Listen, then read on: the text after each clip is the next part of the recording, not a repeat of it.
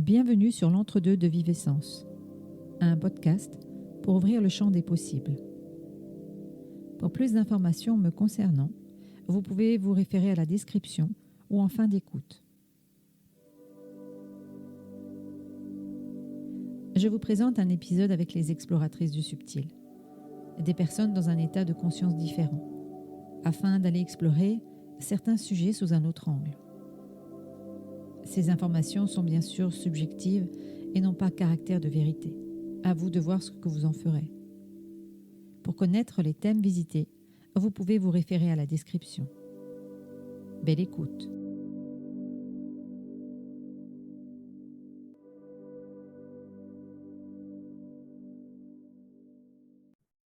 Pour vérifier que vous êtes bien aligné à la source, aligné à votre cœur, toujours en protection.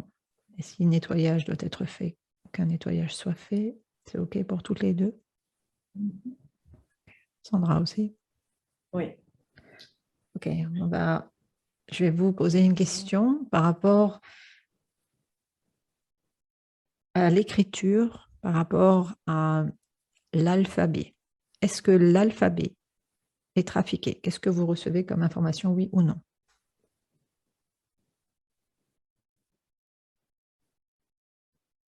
Chloé, qu'est-ce que vous recevez? Ah oui. Sandra? Ah oui, aussi. Je suis presque atterrée par cette nouvelle en fait. Est-ce que les livres justement qui ont été écrits avec cet alphabet ont des codes qui permettent la manipulation de l'individu? Qu'est-ce que vous recevez comme information? Oui, non? Sandra, qu'est-ce que vous recevez? C'est mitigé, on me dit pas tous. C'est comme si on avait effectivement qui avait ces codes-là. Et je vois des livres qui justement détiennent beaucoup de vérité. Mais c'est des livres qui sont cachés. C'est des livres qui sont comme des livres perdus. Je vois des très anciennes bibliothèques, de très vieux manuscrits. Et c'est quelqu'un qui a... Ah, ouais. C'est quelqu'un qui a la clé de cette bibliothèque-là. Ou une confrérie. On me montre comme une espèce de confrérie, de société secrète qui détient la clé de ces livres-là. Et ces livres anciens, essayez de regarder avec un focus sans vous mettre en danger. Est-ce que ce sont des écritures avec l'alphabet ou ce sont d'autres écritures? Je vous laisse regarder pendant que... Chloé, qu'est-ce que vous en pensez, vous? Qu'est-ce que vous Ouais, ressentez? j'ai les mêmes informations en fait, effectivement. Il y a ces livres qui contiennent la vérité qui sont protégés, mais qui sont protégés depuis longtemps. C'est comme si... ouais, je vois une personne habillée au Moyen-Âge qui a les clés de ça et qui se transmet de génération en génération. Est-ce qu'ils sont protégés ou cachés à la population et détenus par une élite? Qu'est-ce que vous ressentez, Sandra, par rapport à ça? Alors, par rapport à l'alphabet, c'est pas du tout c'est pas l'alphabet latin. Je vois comme une écriture cunéiforme, mais c'est pas terrestre. Alors, ils sont protégés, ils sont extrêmement bien cachés et ils sont très très bien protégés. Je vois beaucoup de lumière autour d'eux, mais ils sont très inquiets aussi. Ils savent que la protection est là, mais il y a une inquiétude gronde. Vous pouvez un petit peu creuser ce côté-là. Chloé, qu'est-ce que vous ressentez? Oui, je ressens aussi que ces personnes qui détiennent la clé, elles ont un rôle vraiment de protecteur. C'est important pour eux de protéger cette vérité. Et ils essayent aussi de se dissimuler, de rester cachés pour se protéger. Et je sens cette inquiétude, qu'on les traque. Et pourquoi est-ce qu'on les traque? Et qui les traque, si vous avez une information, Sandra, par rapport à ça? Moi, je vois les forces de l'ombre et je vois le gardien de la bibliothèque, en fait. Et, je vois un homme avec des cheveux très, très, très sombres, peu bouclés.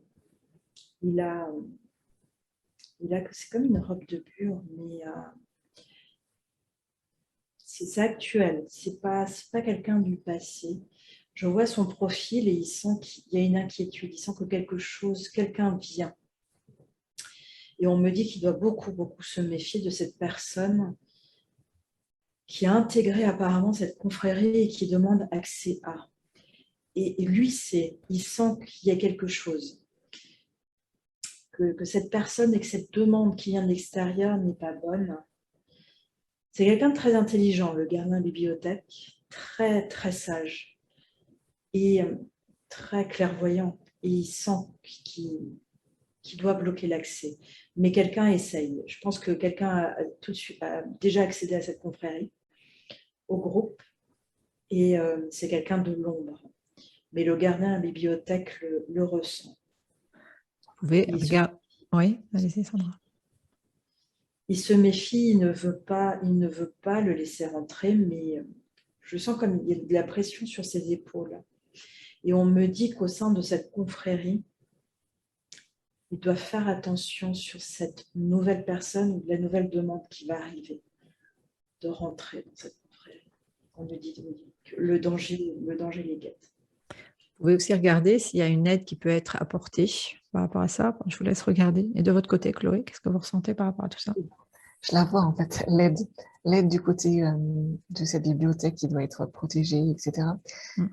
Elle va arriver et je sens que c'est quelque chose de très subtil parce que c'est un truc. Alors moi, on me dit que ça vient du Vatican. Cette énergie vraiment très sombre, très noire, qui va tenter de s'insinuer dans cette bibliothèque de manière insidieuse et qu'il faut essayer pour eux. Tout l'enjeu, ça va être de garder ça, cette protection forte, mais sans attiser plus de colère. Il y a un fragile équilibre qui se joue là. Pour garder une énergie d'amour au niveau du lieu. C'est ça, de garder une énergie d'amour au niveau du lieu, mais aussi vis-à-vis des personnes qui sont en train de les attaquer, de répondre de la meilleure façon possible. Pour eux, c'est très important ça. Et ils ont de l'aide pour ça. De votre côté, Sandra, qu'est-ce que vous percevez par rapport à ça?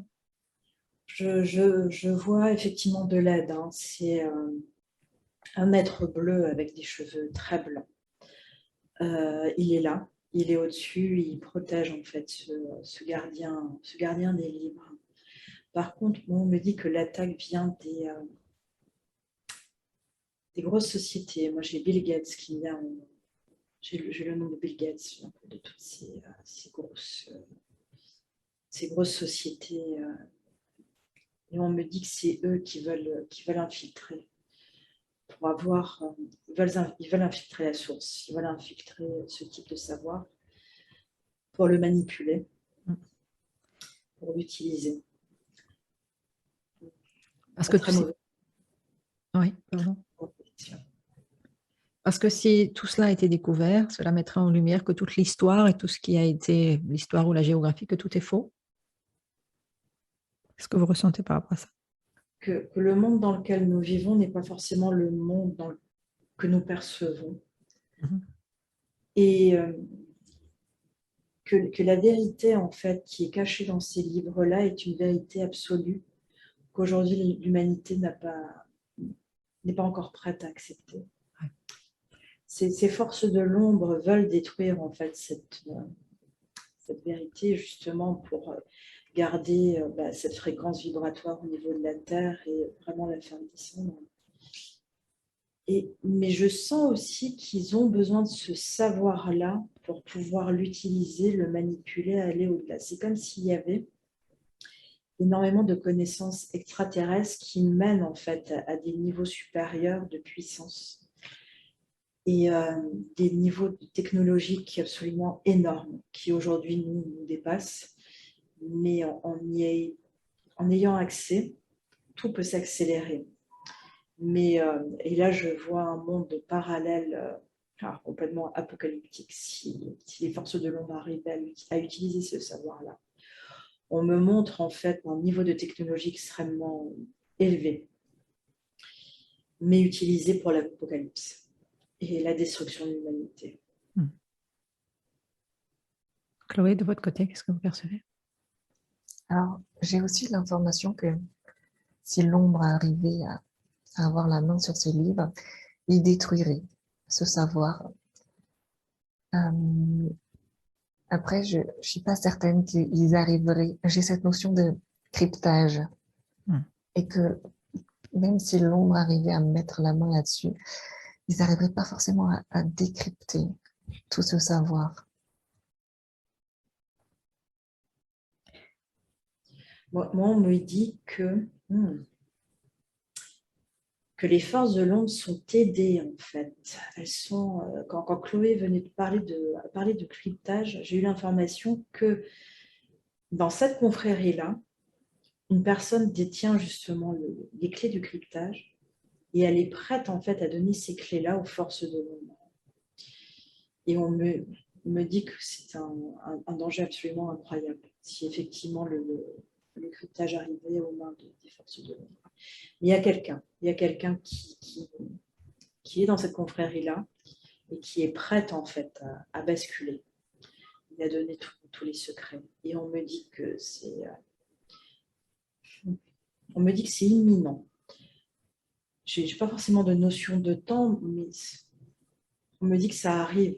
Et j'ai encore cet homme-là, ce gardien des livres, qui à nouveau qui essaie de se tourner vers moi et qui essaie de contrer justement cette personne, qui essaie de rentrer dans cette confrérie-là. Mais il y a encore ces êtres de lumière qui protègent énormément. Mais on me dit de faire très très attention et que la protection doit être maximale. Que s'il y a bien un endroit à protéger, c'est ça en fait, cet endroit-là et ces informations. Chloé, de votre côté, qu'est-ce que vous ressentez? Dans le même temps, en fait, j'agis. Enfin, Ouais, j'agis. Oui, parce qu'en je fait, vois aussi. j'ai cette information-là que, purée, il faut effectivement protéger cet endroit. Et du coup, en fait, toute la lumière de tous les êtres de lumière sur Terre est maintenant dirigée et protège cet endroit. Ouais, c'est vital même. Et c'est pour ça qu'on est allé là, à ce moment-là, aujourd'hui, à l'instant T, Oui, parce qu'il y avait ce travail à faire. oui, ah oui. Okay. Vous ressentez quoi, Sandra, par rapport à ça? Oui, que l'information devait nous être donnée et que c'était effectivement urgent et imminent, qu'ils auront besoin d'une protection maximale. Là, effectivement, je vois des faisceaux lumineux, qui arrivent, Mm. qui protègent.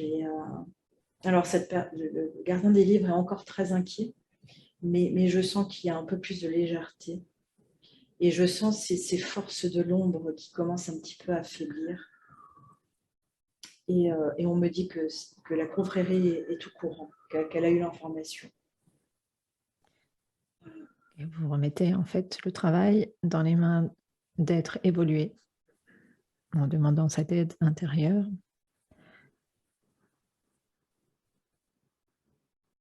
Puis je vais vous poser une autre question. Certains disent que les forces de l'ombre sont maîtrisées. Qu'est-ce que vous recevez comme information intuitivement, oui ou non? Chloé, par rapport à ça? Oui, ou du moins, c'est en bonne voie. Ok. Sandra, de votre côté? Ça contrôle. Alors, moi, on me dit pas toutes. Le travail est en cours, mais il reste encore des forces de l'ombre extrêmement puissantes. Mais ça a plutôt tendance à s'affaiblir. Okay. Vous voyez toujours le travail en train de se faire au niveau de cette bibliothèque, on va dire? Ouais. C'est toujours en cours? Ok. Par rapport justement aux codes qui sont dans l'alphabet, hein, est-ce qu'il y a un moyen, quand on a des livres qui sont encodés, de défaire les codes des livres? Qu'est-ce que vous recevez comme information par rapport à ça? Chloé, qu'est-ce que vous ressentez? Les mettre en lumière.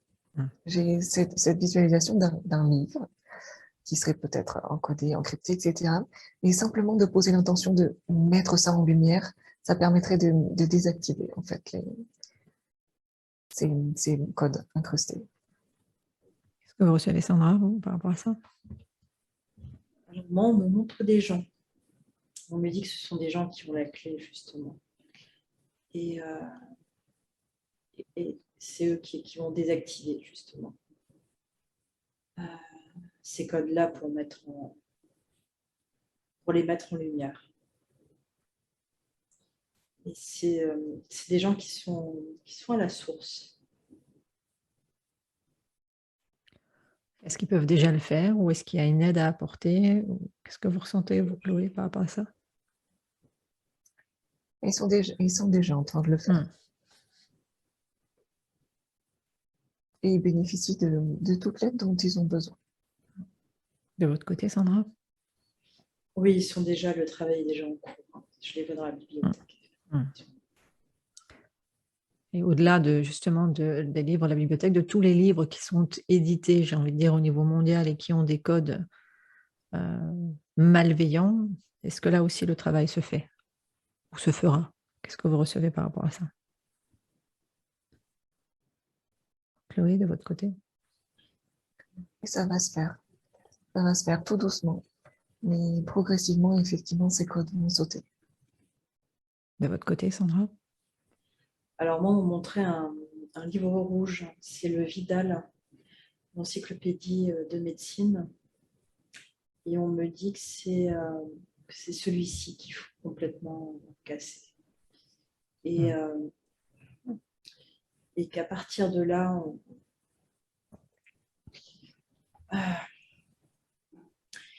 qu'il faut casser, qu'il faut revoir en fait toute la médecine à la base, qu'il y a malgré tout de bonnes choses, mais que les informations ont été manipulées, justement faussées, détournées, et qu'il faut le retravailler pour redonner sens aux informations qu'il y a dans le Vidal.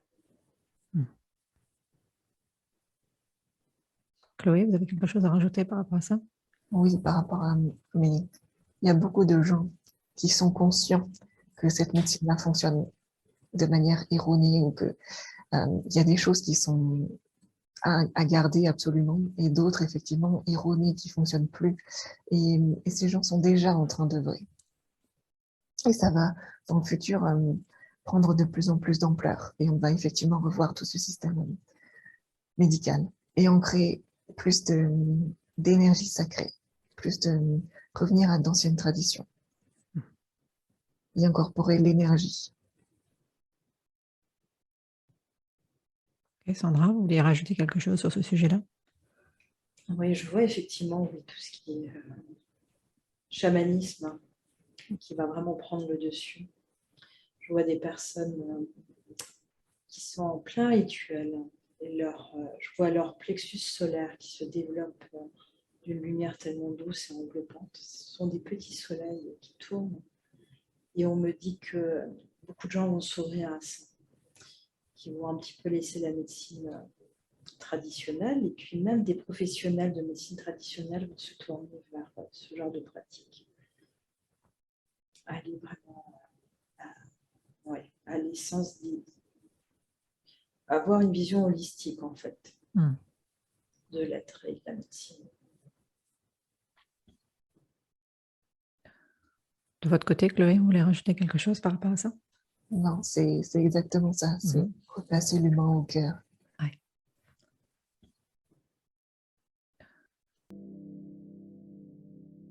Merci d'avoir écouté cet épisode.